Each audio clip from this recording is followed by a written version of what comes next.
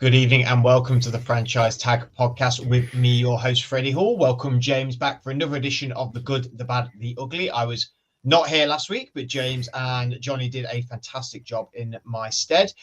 This will be the final Tuesday show before Christmas, so we're going to wish you all a very Merry Christmas. We will not be back next week. We'll be back the week after that. And then as we get into the playoffs, we do the Monday show and the Tuesday show. We're probably going to turn that into one show, really, because there's no point doing two shows for the playoffs. So that's going to be a lot of exciting. It's going to be probably a few podcasts where, James, you'll be with people you haven't podcasted before, which is quite fun, and there'll be new opinions, and it should be a good laugh. But for quick fire news to begin with, it's been announced that David Montgomery, unfortunately, is now out for the rest of the season. The Detroit Lions running back suffered a MCL injury versus their loss to the Buffalo Bills. Patrick Mahomes, quarterback of the Kansas City Chiefs, has got a high ankle sprain. It's been regarded as week to week. Carson Wentz came in for him in their game. However, it's not looking too worrying, but given he's week to week and they're coming up against the Texans and the Steelers in a very short turnaround week, and obviously they're vying for that number one position in the AFC, it's definitely something to monitor and to keep your eye on with Pat Mahomes. Travis Hunter, cornerback and wide receiver for Colorado at the college level, has won the Heisman Trophy, beating out some fellow players in the college game. He made a fantastic speech, very emotional, and he completely deserves it. He's a player that's going to go into the draft next year. So if you don't know Travis Hunter's name, now is the time to start knowing Travis Hunter's name, because for you guys that are near the top of the draft, you may be very interested in taking him. A guy that can play both ways these days in the NFL is a bit of a rare commodity, and he plays both ways very, very well. So, yeah, he's definitely a name to keep an eye on. So for the good tonight, we're going to begin with a couple of quarterbacks, actually. And we're talking about Sam Darnold and Russell Wilson, because the good thing is they've been playing so well this season. I mean, Sam Darnold, 12-2 with the Vikings. Russell Wilson, 10-4 with the Steelers, 6-2 under center with him, though, as he didn't start in the season. Have they now played themselves into new contracts? They're both on one-year deals. They are two teams that are very different situations within the quarterback room. We're going to talk about Sam Darnold to begin with, though, James. The 27-year-old, top five in most quarterback stats at the minute, has been sacked a lot, but playing at a phenomenal place. Obviously, the former draft pick of the New York Jets and at the Carolina Panthers, backed up Brock Purdy at the 49ers. Probably was going to start at the start of the season, but a lot of people, I think, felt that JJ McCarthy would then move into that role. But given JJ McCarthy's injury before the season started, that seen him being out for the year, how impressed have you been that he's taken how he's done under center and how he's done with his Vikings team this year? Yeah, massively impressed. I mean, I said this to Johnny last week as well. A few weeks ago, I was discussing him maybe regressing back to some of the familiar Sam Darnold play that we'd seen before, but he's actually sort of kicked on again from there, and is playing, at a similar level as he was to the start of the season. It would have been really interesting to see what the Vikings would have done had JJ McCarthy been healthy, whether Sam Darnold's quality start would have kept him in the picture if he'd had, that little bit of a blip he had mid-season, whether that would have then ushered JJ McCarthy in before anything, before he'd even been able to turn it around. But obviously, that's not been the way that things have panned out for him. And, when he went there, he felt very bridge quarterback-esque, like it was just a stopgap to pave the way for the rookie to come in. I think the time on the bench with the 49ers behind with the sort of Kyle Shanahan and seeing how that offense works and stepping away from the game a little bit, stepping out of the limelight, like he had in New York and Carolina briefly while he was there in a weird quarterback situation, has really helped him. I think it's allowed him to reassess his own game, reevaluate where his strengths and weaknesses were, and take some time to be able to improve on certain areas. His release looks much quicker than it ever has done before. He seems to have improved his decision making. Yes, he's still taking more sacks than you would like. Not necessarily all on him though. The Vikings are going to have a real tough one come the end of the season. I mean, I don't know about yourself. I don't see them keeping him around. Really? I think that the way that they've drafted the rookie, unless there's a problem with his rehab, he feels like it feels to me like they are going to want to get him in come the start of the next season because he feels like the future. There's only really two things I can see here. It's either Darnold moves or McCarthy moves, because McCarthy isn't going to want to sit and be a backup. And I can't see them wanting to move JJ McCarthy on, having not seen how he plays. The possibility of Darnold still starting and JJ McCarthy sitting behind him doesn't seem like the way that the Vikings will want it to work. I'm not necessarily saying it would be a bad idea, but I just can't see it going that way. I mean, I don't know. Obviously, you must think differently. Your reaction sort of says that you think he's gonna sign. I think how can you not at this point? Well, he's been so impressive for them, and even when JJ McCarthy was drafted, this offseason, it wasn't like everyone was saying this is going to be a success. There is still a lot of question marks around JJ McCarthy coming out of college. And so if you can have another year of sitting on him a little bit and waiting to see what you've truly got with him, because you've got to remember they've not been able to see firsthand what they've got with him in the camp the whole year. And they've got two options for me. They've got two options. They can either sign him to a short-term deal, i.e. 3 to 2 years, or you franchise tag him. Now, the franchise tag at the minute is standing around 40 million, 41 million. They are going to have a cap room for that. And it's not a lot of money. They've got a lot of free agents coming up, so it's maybe not the most ideal situation for them. But I think it gives them that breathing room to do that. I mean, the other option is they extend him. And one article I did read is that the projection is about 3 years, 110 million. But that was drawing comparisons from the Baker Mayfield deal at Tampa and Geno Smith's deal with Seattle. Now, I don't think they should do that. I would be looking at maybe 2 years, 70 million if you wanted to sort of sit and wait for a little bit longer. But I think the most reasonable thing is to franchise tag him, really, and just have that year and see what you do have.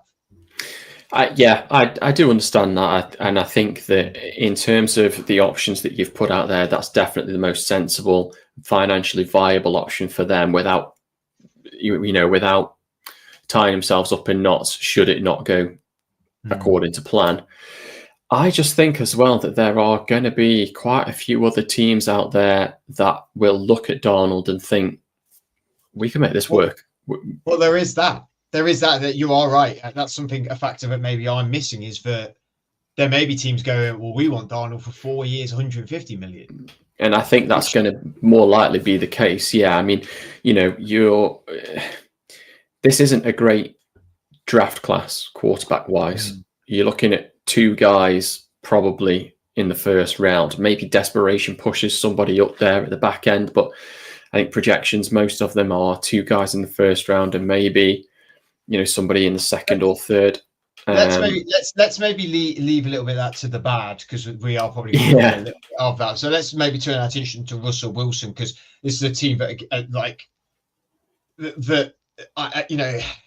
again, with Russell Wilson, 36 years old, stats wise, it doesn't look great because he's only played 8 games, so it's not like he's in the top bunch of quarterbacks, I suppose. But he is only 6-2, has only lost to the Browns and the Eagles, 13 touchdowns to 3 interceptions.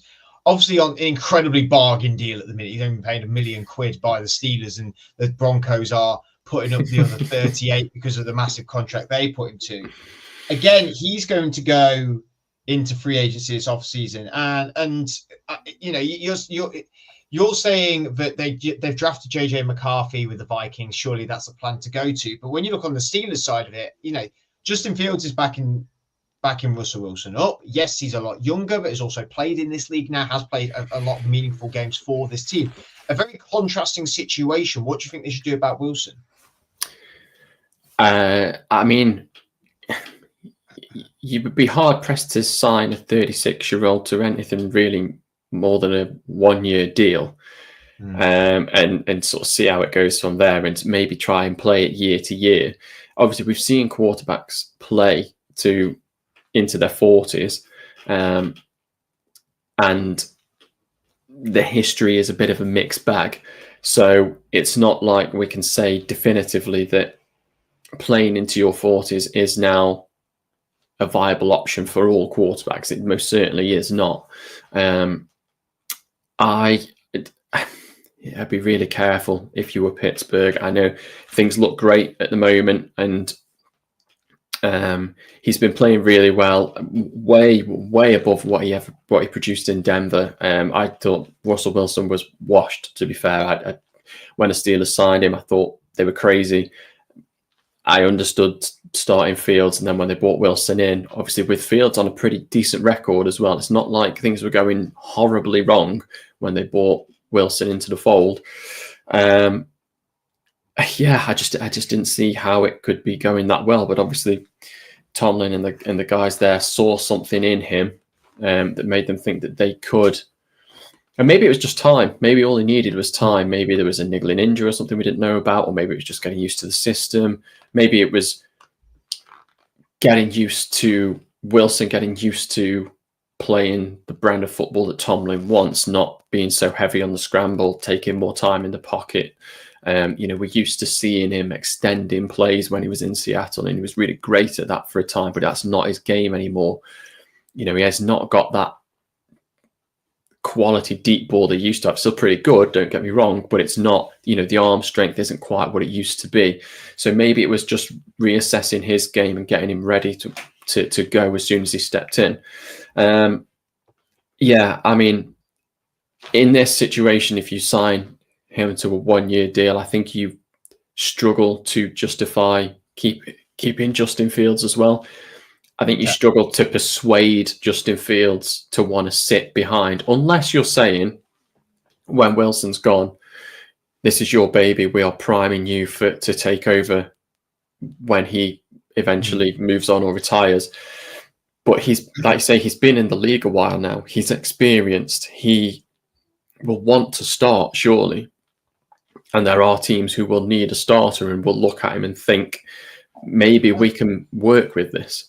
I don't know if there's a market there. I honestly don't think there's a market there for Justin Fields. Unfortunately, it wasn't like teams were all clamoring for him this offseason, No. And we got him. And so I think we can get both of them back. I think that it's a very different financial situation for I think franchise tagging Russell Wilson probably be the right step. Yeah. Or you sign him to a 1-year deal for around the same. For around the same money, maybe a little less. You call it 35 million, and he's happy with that. I think he's like the 4th all-time earner in quarterback contracts. So he's not struggling for money at this point. No. Again, you're right. He's the different situations. He's 36. Darnold's 27, and I mean the space in 2025 we could franchise tag him. To extend him would be difficult, because I think they would have to restructure releases. If he was to extend it and do like a year, 80 million, for example, they would have to restructure a lot of the guys. I think they'd have to release a few people, and we would be a little bit handicapped, if anything. And I'm not sure if Russell Wilson wants to handicap the Steelers. It feels to me like he knows there's something here going on with. He's really. For all the criticism people have had of him about his personality and character traits, which we never thought we'd have that about Russell Wilson, because he's always been that G-up guy, but there was that in the offseason. He seems to have fit perfectly into Pittsburgh, into the city, into the people of it all. So I think a little bit of him, I think, wants to be at a place that wants him. And I think if Pittsburgh, rather than franchise tag him, gave him a 1-year deal with maybe the same money, a little bit more, a little bit less, it would feel like we want you, but we are being realistic. Yeah. Again, like you said, with that year thing. And I think they keep Fields around. I honestly not sure what the market is for Fields at this point. I know there is some quarterback. There's more of a market for Darnold than there is for Wilson than there is for Fields, obviously. Yeah. So it's a tough one. I think both of them should be franchise tagged personally. And you're saying that you think Darnold should be let go and Wilson. I mean, should be is maybe not the right word, but I think he will go because the money will be there elsewhere, and you really could not blame him for taking that as an option at this stage of his career. Wilson, I mean, unless maybe you can convince Russell Wilson to take a team-friendly deal without using the franchise tag. I think you're right what you say. I think Russell Wilson has always struck me as and I don't mean this in a cruel way, an egotistical player.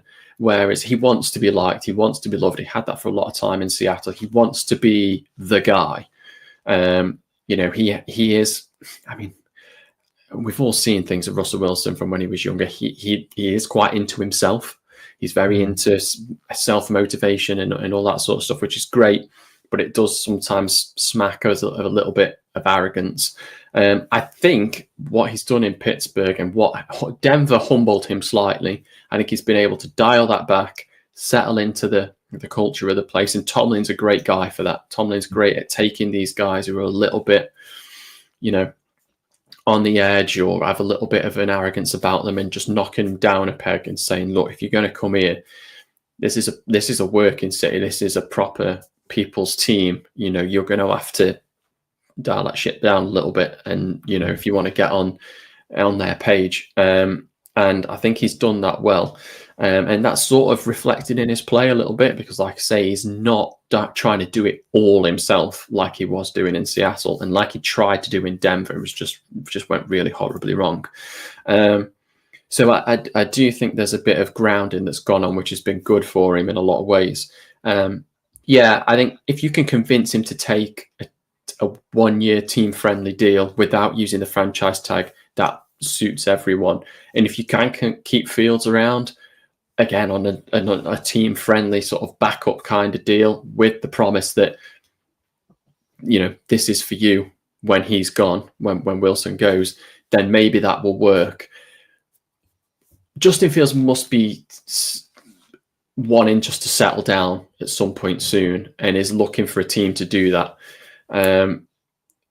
I think he deserves another shot at starting. Maybe that comes in a year's time, and maybe he can have the Darnold effect where sitting, reevaluating, reassessing his game will be good for him when all's said and done. I hope so, because I do like Fields. He seems like a decent kid, and I do think there is something there. The market, somebody would take him. There'll be somebody desperate enough, I think. Well, let's talk about that market, because that's the bad topic for tonight, really. And that's we're looking at the Tennessee Titans and what their quarterback situation is going to be. So, after their 37-27 loss to the Cincinnati Bengals, that saw Will Levis, their quarterback, second-year quarterback, being benched after 3 interceptions. And bringing Mason Rudolph in again. He took over the reins. They've sort of chopped and changed between the two somewhat in this season. It's all looking a bit up in the air for them at the minute. They're 3-11. This defense is way too good to be, they're a top 5 defense at the minute, and they're way too good to be having this terrible quarterback play and this terrible offense, really. And it all sort of circles back to the quarterbacks we've also talked about just then, because for you, what should be the Tennessee Titans looking at now? Because they're currently the 6th pick in the draft. They've got Levis still on his rookie deal. Rudolph won't be on that much money either. I'll double check that whilst you're talking and see what their contracts look like. And again, we've just talked about what the quarterback market may be in the offseason with Sam Darnold, Justin Fields, and Russell Wilson. But gosh, outside of them 3, there's nobody. There's absolutely nobody. So the Tennessee Titans, what's your opinion on them at the minute? Yeah. If that about sums it up, I think, to be fair, for that season. Just a deep exhale all around, and I don't think Titans fans would be too far away from that either. It's bad. It's really bad. It's one of the messiest situations in the league. I mean, Levis is a 2nd-round pick as well, so I can't think his deal's going to be too crazy. And unless the Titans are willing to give everything away to move up to number 1 or 2, they're not going to shunt out the Raiders or the Giants, who are both quarterback needy, who are both up there as well. I would be hard pressed to imagine that, unless one of those two teams signs Darnold, for example. The Giants seems very unlikely. The Raiders, you never know. Crazier things have happened. But with Brady there, I don't think he's going to want to do that. I think he's going to want to go rookie and see if he can help mold a guy. So outside of that, unless you're going to draft another guy in the second or third rounds and take a punt on them again, I think you're signing one of these guys. And let's take Darnold. He's the best option of the three. You say what, 4 for 150, something like that? You think that'd be about the right price for Darnold? They've only got their 2025 cap space at the currently of Tennessee is at 63 million. So they would have to do some. I mean, they would have to spread it out. There's ways of doing this. Let's not take that number and say it has to be under 60 million, because we know that's not how NFL contracts work. But so what? Darnold's 27. That would take him. You go 4 years, takes him to 31 on a 150. You say? I don't know. I mean, that's probably, when I looked, I thought that was quite a fair. Yeah. I would like him for more like, I mean, what 3 years 110 is what an article is projecting, looking at the Baker and the Geno deal. So if you were 3 years 150, that would make sense. Yeah, and if you're going, a big chunk of that up front as well, obviously that stops it from eating into your cap too much. I don't know how cash rich the Titans owners are, but I mean, usually you get like 70, 75 up front, something like that. That will work quite well with their cap space then. Okay, there's a little bit of rejigging to do, but I'm sure there's deals that can be done there. But I just think there isn't. I don't see a world where Russell Wilson leaves the Steelers, to be honest with you. I'm struggling. I could see Fields going. I think you're right with that. And I could see Sam Darnold going. But I don't believe that's what the Vikings should do. So then they're the two in the equation. After that, you've got Jameis Winston. As much as people love him and all this year, it's not there. It's not there. He's more likely to stay in Cleveland. Cleveland for me. Marcus Mariota, Andy Dalton, Joe Flacco.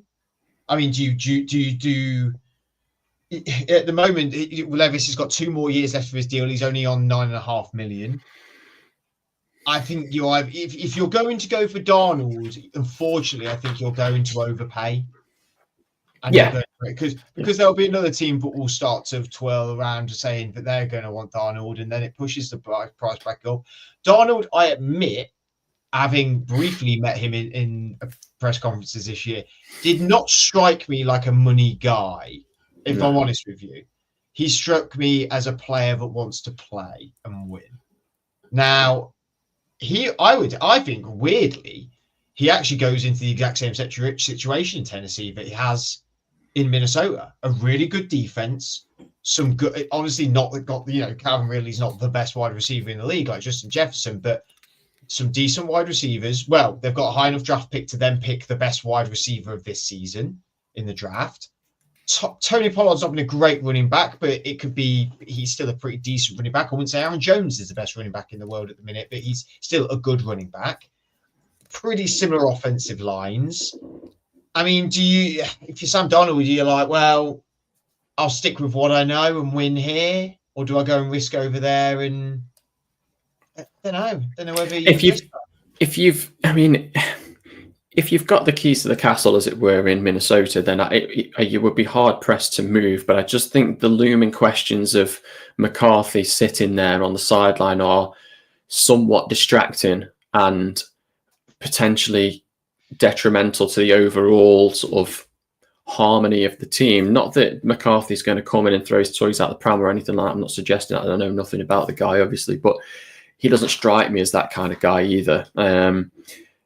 I just think that he's going to want to play and he's going to be pushing Darnold all the time. And Darnold, I feel like, is a guy that needs to be, again, just looked after and told, you're our guy, let's just do this together. And you would get that in Tennessee. The other option for Tennessee is get somebody else in behind Levis, maybe a veteran, maybe Joe Flacco can't move again, but somebody of that ilk who can maybe help guide him, see if there is anything there, see if there is anything whilst he's still on this cheap deal. And if it's not, and it's going sideways, you look at a much more intriguing 2026 class and say, well, we'll just do this again. We'll tank midway, get as high up the board as we can, and see if we can pluck one of these other names out, because I think the class next year looks much more intriguing. We were sort of pinging backwards and forwards in that group chat earlier, names and whatnot, and there are some much more interesting names in that conversation. And so maybe that would be what the owners of Tennessee would prefer to do, because again, it's saving them money where perhaps they haven't got the space to go and pay a Darnold a big amount. But fans want to see movement in the right direction, unless you outright say that we'll see what we've got, and if it goes wrong, we'll go again. But you can't really say that keeping hold of Levis. It's really difficult. But don't you think this season more than ever is sort of proving of the patience you need to have with players? 100%. We've seen it around the league. Baker Mayfield, fantastic season at Tampa. Jordan Love, obviously, it wasn't his choice or he's not moved around teams, but he sat behind Aaron Rodgers. He got picked in the first round. He started straight away. He's really come to the forefront. Sam Darnold. Is there any world where we're looking at the season and going, actually, let's just pump the brakes on Will Levis? He's been here 2 seasons. He's not even finished his second season yet. Can we? Yeah. Can we? What we need to see what else we can get from him and run this 4-year contract, or do you also look at the other side of it where you look down over to the East Coast and the Giants and think, gosh, they really muffed it. It was just sort of waiting around a little bit for a player to really come to fruition. Well, that's a difficult one, and I wouldn't look too much at New York if you're making comparisons, because the thing that they didn't do was really not enough, in my opinion, obviously just my opinion, really build around him. This year especially, they actually stripped things away. Okay, they brought in Malik Neighbors, which was great, but they let Saquon Barkley walk, and they weren't bringing in quality free agents at wide receiver for Daniel Jones to be able to progress. I don't know. It was just a weird situation that I didn't like. I think he was hard done by, but he didn't show the improvements either, I don't think. And it wasn't a big surprise when he was moved on. Levis is difficult because now and again he has he's also played under 2 different head coaches. We need to. Yes, yeah, and that makes that's a big difference. That constant change is really can't be great for a quarterback. We saw again, if you go back to Sam Darnold, his time in New York, it really didn't seem to help him at all either. The constant change in system and everything else didn't work for Baker. When he kept moving teams and things, and he needed settled consistency. Levis shows things now and again that I think look decent. He's got a good arm. He's tough to bring down. He's got that kind of resilience that you need for the position. He's just prone to errors, but what second-year quarterback isn't prone to errors? It's not like Caleb Williams has come into the league this year and completely torn it up and showed what a number 1 prospect could be. He's made mistakes. Trevor Lawrence still doesn't look like the Trevor Lawrence that we thought we'd get at the NFL level as a number 1 overall pick. And,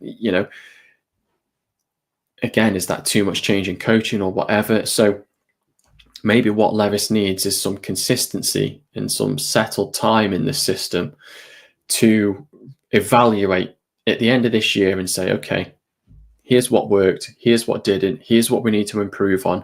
Let's give him another year, like you say, on this cheap deal and see what we've got. And if it works, we're quids in. If it doesn't, we can restock and restart and go again from there. I personally think he should get another shot. I don't think that the Titans should just jump ship this early. I still think it is early. He's had a few injuries that have hampered his progress as well. I don't know. I mean, I don't know. What do you think? Is it time to move on, or? I think I've convinced myself in this conversation to stick with him. I think that's what, because I was a little bit like, oh, I don't know, I'd maybe think about moving, but I think they should stick with him. Just ride the course a little bit. It makes sense. It makes sense to stick one more year. I think, like you said, there's a better draft class in 2026. The off-season quarterback circus will not be all that great. I think you've got to stick with him. Maybe they're going to do a bit of a Bryce Young thing where they sit him for a little bit and then comes back and then really storms. But yeah, it's going to be interesting to see moving forward. Let's turn our attention to the ugly of this week, and it is the San Francisco 49ers. They are in a pickle at the minute, with rumors circulating that Kyle Shanahan may be traded to the Chicago Bears in the offseason, their head coach. We should note that Kyle Shanahan has quashed these rumors, but it still remains a very interesting topic. I mean, injuries have plagued the 49ers, who are now at 6-8 after their embarrassing loss to the Rams on Thursday Night Football. And since the bye week in week 9, they're now 2-4. I mean, injury-wise, I actually have a list here of their injury report. And quite substantial. I am not going to read it all because it will take us a while. But on IR, they currently have Brandon Ayuk, Ben Barch, Tatum Bethune, Joe Feliciano, Kevin Gibbons, Javon Hargrave, Darrell Lutter, Jordan Mason, Christian McCaffrey, Elijah Mitchell, Georgia Doom, Curtis Robinson, Ambry Thomas, Mitch Wishnowski, the punter. And then in just questionable territory a lot of the season, Trent Williams, Malik Mustafa, Dre Greenlaw, Khalil Davis, Jaleel Brown, Devondre Campbell now being suspended after his antics, which I actually don't know all that much about, admittedly, because I've not really read up on it. Could be an interesting one to talk about. But I've not actually read up what's going on with that. But yeah, I mean, it's going all quite wrong for the 49ers. I think this is actually like a really fun rumor and fun idea. Oh yeah. Because I do think the 49ers are at a point now where they're like, we've spent a lot of money on a lot of guys, and it may be that reset time before we have to re-sign Purdy, or do we stick with Purdy? I just think 49ers has posed such an interesting question of what next. Yeah. I just got a fun stat before we get started. Some players with exactly one receiving touchdown this season: Deebo Samuel, quarterback Josh Allen, quarterback Jared Goff, quarterback Bo Nix, defensive tackle Dan Skipper, Trenton Scott, defensive end Sam Hubbard, O-line Wanya Morris. Deebo Samuel is in some weird, illustrious company on one receiving touchdown this season, and I think that tells you a lot about where the 49ers are at the moment. I don't know. They've been really unlucky with the injuries. Let's just get that out of the way first. Not like every team isn't struggling at this time of year, but that list that you read out would cripple any team. Any team would be struggling with that. The Kyle Shanahan thing is really interesting because whilst you could consider maybe trading Kyle Shanahan, I mean, he's the modern nearly man, isn't he? He's always nearly there. He's always so close to winning that Super Bowl, but just can't quite get over the line.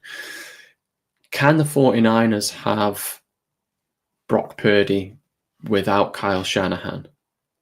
Are the two not too closely married now, where I'm not saying that Purdy is completely a system quarterback guy, but all he's known is that system. And he really works for him. And when it's on and everybody's healthy, it is incredible to watch. I just don't know if the 49ers would be very, very nervous about moving on from Kyle Shanahan and signing Brock Purdy to a long-term, very expensive deal, which you are going to have to do. However, if you sign Purdy and keep Shanahan, you're kind of tying yourself to not only the quarterback, but the coach for a considerable duration, I think. Is it possible to have one without the other in this, but Purdy without Shanahan for the 49ers, for example? I don't know. It doesn't feel like it would work for me. I don't know about you. No, I agree. I mean, the Broncos traded for Sean Payton. They traded a 2023 first, 2024 second, and Sean Payton went with a 2024 third. If the Bears were going to trade for him, I think they're going to pay more in terms of draft capital. And I think it only entirely benefits the Bears. Like, unless the 49ers, I mean, you look at the coaching tree of Shanahan's had since they've left. It's been really good. It's been good for the most part. Even though people like Rob Saleh got sacked, I still argue he should never have been. DeMeco Ryan in Houston's doing all right, but not great. I mean, he's had a few good guys going, but when you look at the coaching landscape, there's not really that many better offensive minds than Kyle Shanahan, which is the worry. Is Brock Purdy a product of Kyle Shanahan's system, or is Brock Purdy actually just like, gosh darn talented?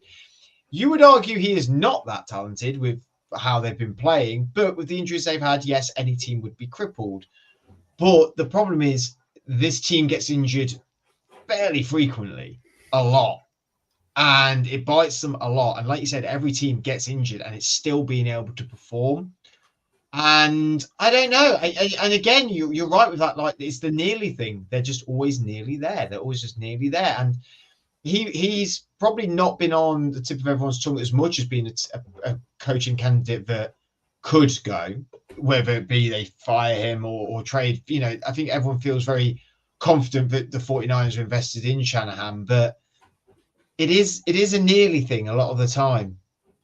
And things have probably got to change. I think they've tied themselves into a bit of a knot here with how they've set up their team and franchise for the next, what was the next 4 years, 3 years ago, 2 years ago.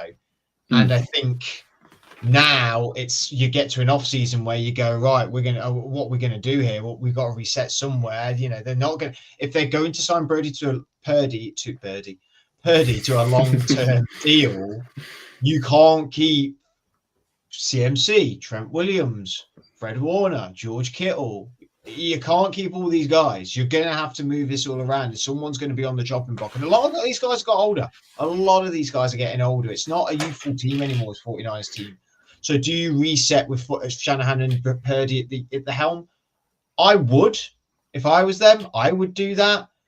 But I think it poses an incredibly interesting question for Shanahan to go to the Bears that have got a multitude of draft picks, a very young, talented quarterback, a decent defense, some decent offensive weapons as well. They just need the guy to get it all figured out. I think that's explosive. That'd be an explosive team, and it'd be a fun team to watch. And I find that really intriguing. Yeah, it's massively intriguing. And I think if you are Kyle Shanahan, you would really struggle to talk yourself out of that if you weren't already in San Francisco with a lot of the pieces around you. I think it would take a monumental falling out and disagreement of ideologies with the franchise and him for that to happen. I completely agree.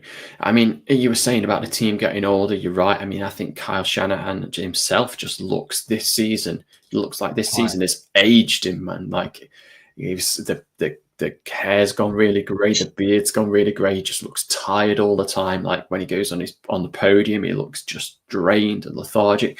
But it's been a tough season for everyone at that organization. I think it started with difficulties and it's going to end in much the same vein. I think there are guys there that you can move on from. You're looking at the wide receiver room.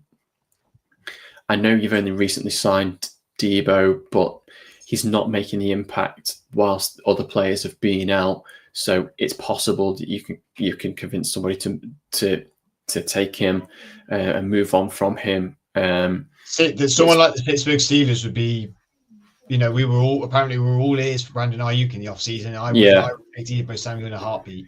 And I think you would keep Ayuk over Samuel, and obviously they drafted Ricky Pearsall as well, who's show flashes, and other guys have stepped up, and they do seem to. Kyle Shanahan has got this knack. Running back this year, they're down to like the third string, fourth string guy, and he still seems to be able to make things work. It's not quite all there because the pieces don't fit the system that he's used to running. The Chicago have to give up a lot, and I just don't know if they've got enough capital to be able to give to San Francisco to say, we want this guy, we want him, and we need him out for the next few years. And like I say, at the moment, more than anything, I could see Kyle Shanahan, if his contract came to an end, I'm not too sure how much longer he's got left on his contract, but I could see him taking a break from football rather than jumping straight back in with a different team, because these few years, since he left Atlanta for San Francisco, and obviously his time at Atlanta as well, nearly with this in the Super Bowl against the Patriots, and a couple of Super Bowls with the 49ers where he's just not quite been able to get over the line. I just think he perhaps would want to step back and take some sort of self-evaluation time before he jumps in bed with another team. So I don't think the 49ers move on from him. I think they tie him and Purdy together and hope that the injury situation isn't as bad as it's going to be this year. It seems like that would almost be impossible. And see if you can restructure some guys and move some guys around, and maybe get younger. Use the draft, use free agency to look at some younger players in those key positions and see if you can do more there. Well, who wouldn't want to play Shanahan the 49ers? Like, they're an iconic franchise and he's an iconic coach. So let's finish on our hot seat cold throne as we always do. Have you brought anything to the table this week? Because you're usually the judge. Yeah, I made a couple of notes. I'll let you jump first, and I'll very, very quickly. We'll do hot seat to begin with. So who is on your hot seat? Hang on, I'll grab my notes here. You jump in first. I'm just going to follow up here. Here we go. Go. Sorry. My hot seat is, unfortunately, and this does not mean he's going to lose his job, but it is something we're going to have to keep an eye on, and it's Jahmyr Gibbs. 8 carries for 31 yards and a touchdown, 5 receptions for 83 yards and a touchdown against the Bills. He was great. He did great for me in fantasy. What I'm saying is, now that David Montgomery is injured and is out for the season, the onus is going to be on Gibbs. And I'm not sure if he is the level where he can do both and do that whole job in its entirety. I think they work fantastic, Sonic and Knuckles, as they call themselves. They are a great tandem, but I worry for Gibbs being the sole proprietor of this role. I hope he flourishes. I really do. I think he's a fantastic player. And this is not me saying he's on the hot seat, he's going to lose his job. What I'm saying is,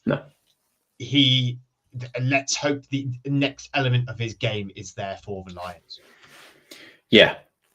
I'm actually in Detroit as well. And I'm looking at Aaron Glenn.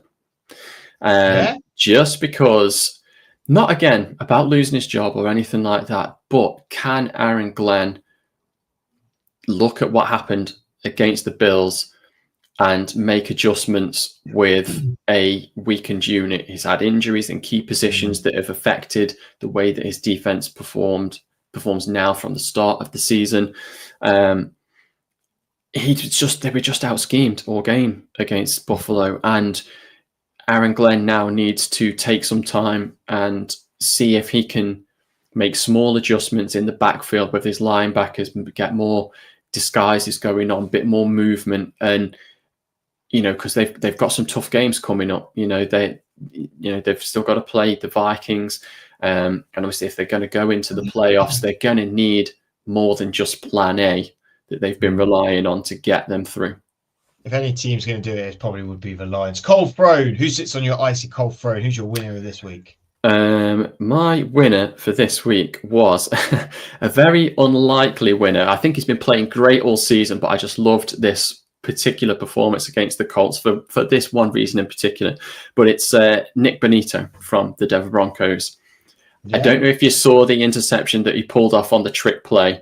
There's the pass from Anthony Richardson out to Mitchell. Mitchell tries to pass it back, and Benito just reads it and runs it home for the score. But he's been playing great all season, to be fair. This isn't just like I'm picking him for this just one trick play. This was just the icing on the cake for his season so far. He's been creating pressure all year, getting at quarterbacks. I don't think the numbers are quite there for like they are with a Myles Garrett, for example, but he's been having a really solid season on a really solid Denver defense, and he's just one of the key players there. And just I loved his anticipation and his reading and his reactions and his his celebration when he scored. And so he gets it for me this week. Well, sitting on my cold throne, this pains me because I have been very, very critical. It's Baker Mayfield. Beating the Chargers 40-17, 4 touchdowns, 1 interception. Currently 4th in yards, 3rd in touchdowns, and 2nd in interceptions in the whole league. It's not always pretty, but it's fun. It's fun watching Baker Mayfield. I love Baker. I mean the whole Cleveland thing, everything like that for me. Obviously, that pains me still with being a Steelers fan. But I have to admit, this year he's been really, really great to watch, and he keeps producing it for the Tampa Bay Buccaneers, and it's great viewing to see. James, thank you very much for joining me this evening. Thank you for viewing or watching. Make sure you like and subscribe us on YouTube and follow us all on social media. We'd like to thank you all for watching us during the lead up to Christmas, and wish you all a Merry Christmas as well. We'll be back very soon, not next week, but the week after. Until then, have a great rest of your week. And again, Merry Christmas, and we'll see you all very soon.